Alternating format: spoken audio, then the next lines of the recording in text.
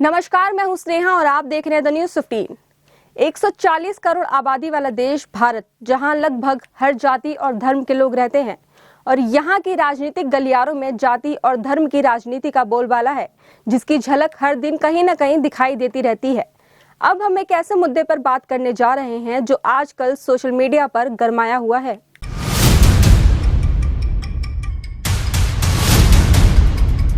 मुद्दे पर आने से पहले हम अखंड भारत के इतिहास पर एक नजर डाल लेते हैं, क्योंकि धर्म को जानने से पहले देश की अतीत को जानना बहुत जरूरी है। दरअसल आज तक किसी ने भी इतिहास की किताबों में इस बात का जिक्र नहीं किया है कि पिछले 25 सालों में भारत पर जो आक्रमण हुए, उनमें से किसी भी आक्रमणकारियों ने अफगानिस्तान, म्यांमार, श्रीलंका, नेपाल, तिब्बत, भूटान, पाकिस्तान, मालदीव या बांग्लादेश पर आक्रमण नहीं किया। सन 1857 से 1947 के बीच भारत को कई टुकड़ों में बांट दिया गया, जिसकी वजह से 7 नए देशों का आगाज हुआ।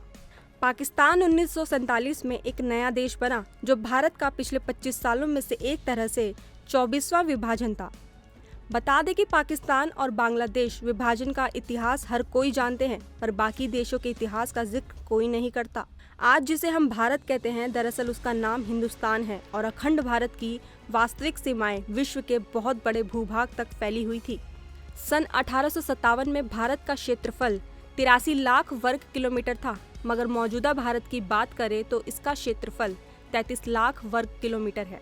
तो आंकड़ा ये कहता है कि भारत के 9 पड़ोसी देश का क्षेत्रफल 50 लाख वर्ग किलोमीटर है। तो ये था अखंड भारत का मोटा मोटा आंकड़ा। अब उस मुद्दे पर आते हैं जिसकी चर्चा भारत के कोने कोने में की जा रही है। बात करते हैं आरएसएस प्रमुख मोहन भागवत जी की, जिन्होंने वर्तमान भारत को अखंड बनाने का दावा करते हुए बयान जारी किया है और कहा है कि धर्म का प्रयोजन भारत का प्रयोजन है। धर्म के उत्थान के लिए प्रयास होगा तो ही भारत का उत्थान होगा। इसे रोकने वाले हट जाएंगे, मिट जाएंगे। अब थोड़ा धर्म की बात कर लेते हैं और जानते हैं महाराष्ट्र और वाराणसी में ऐसा क्या हुआ जो विवाद एक धार्मिक स्थलों तक पहुंच गई। दरअसल राज ठाकरे ने मुंबई में गुड़ी पाड़वा के मौके पर एक रैली को संबोधित करते हुए राज्य सरकार से कहा था कि लाउडस्पीकर नहीं हटाए गए तो मस्जिदों के सामने तेज आवाज में हनुमान चालीसा पाठ कराएंगे। यहाँ तक कि महाराष्ट्र सरकार से 3 मई तक मस्जिदों से लाउडस्पीकर हटाने के लिए कहा है।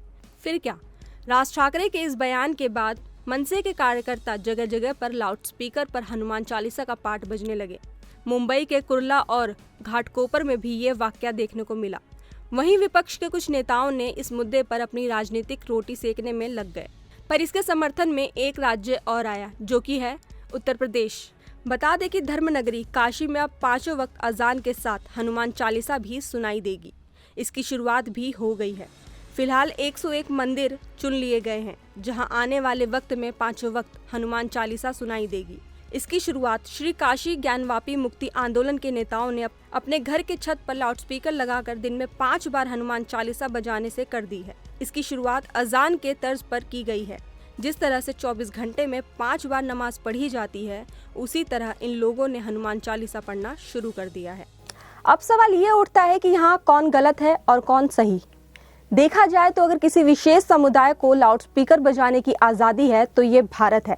भैया, यहाँ लोकतंत्र चलता है, तो इस हिसाब से हर किसी के पास स्वतंत्र फैसला लेने का हक है।